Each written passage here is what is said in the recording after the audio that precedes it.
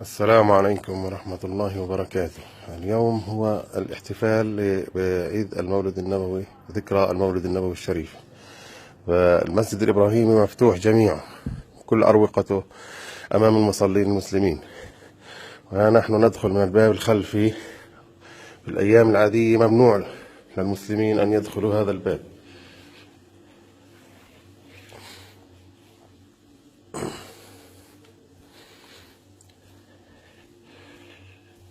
هذه غرفة الأذان. المؤذن يأتي يؤذن من هذه الغرفة، يأتي من منطقة الخاضعة للمصلين المسلمين، هذه تكون مغلقة أمام المسلمين.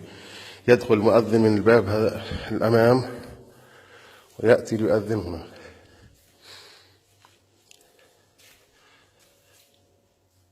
هذا مقام سيدنا يعقوب عليه السلام.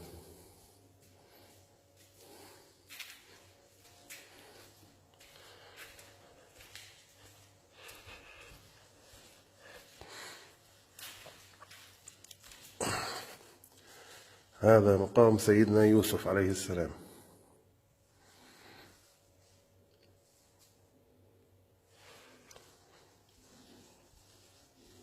هذه المنطقة تسمى اليوسفية. ندخل من هنا.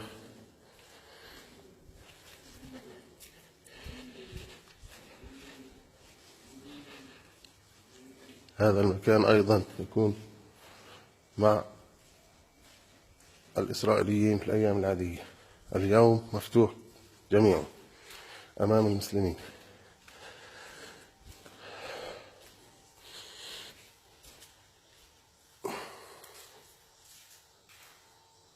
هذا هو مقام سيدنا يعقوب من الداخل،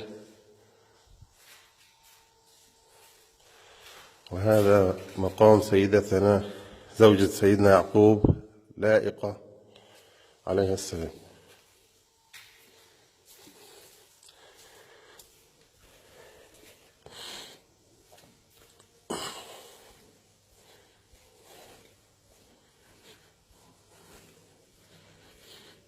ندخل من هنا. هذا مقام سيدنا إبراهيم الخليل له. هذا هو مقام سيدنا إبراهيم من 3 جهات مكشوفة، من هنا ومن هنا.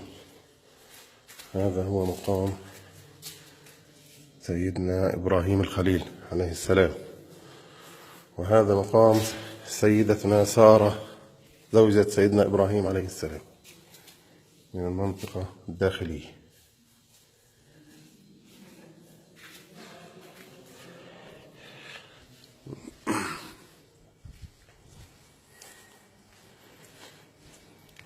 نحن الآن نتوجه إلى الساحة الإسحاقية التي يوجد فيها مقام سيدنا إسحاق وزوجته سيدتنا رفقة.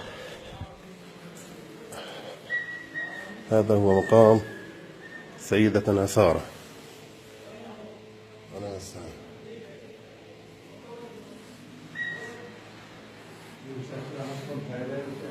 هذه في الخارج تسمى الجوالية.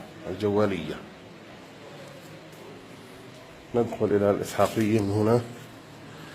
هذه الساحة الإسحاقية يوجد فيها مقام سيدنا إسحاق وزوجته سيدتنا رفقة عليهم السلام.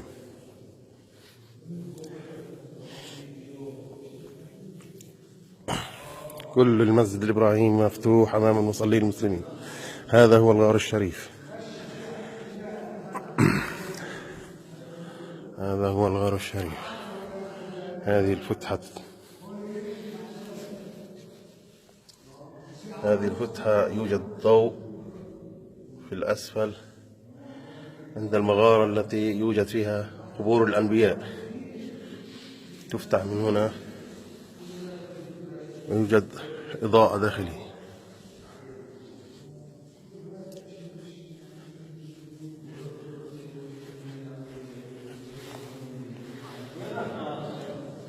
هذه مقام سيدنا إسحاق عليه السلام.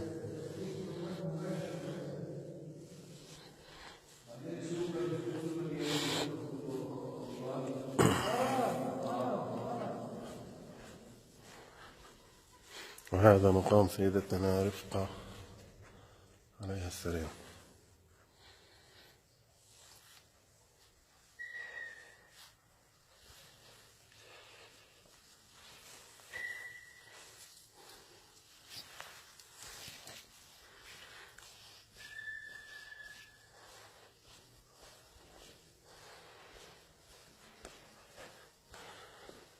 نرجع من المدخل الخلفي إلى مقام سيدنا إبراهيم الخليل. 3 شبابيك تؤدي إلى مقام سيدنا إبراهيم الخليل.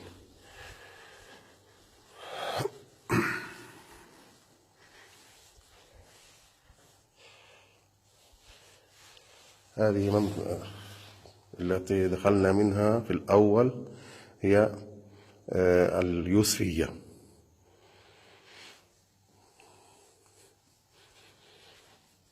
كل أروقة المسجد الإبراهيمي مفتوحة أمام المصلين المسلمين.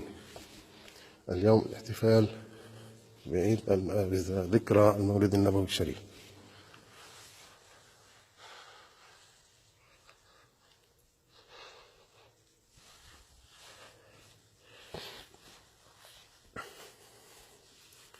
هذا هو منبر سيدنا صلاح الدين الأيوبي الذي جلبه من مصر،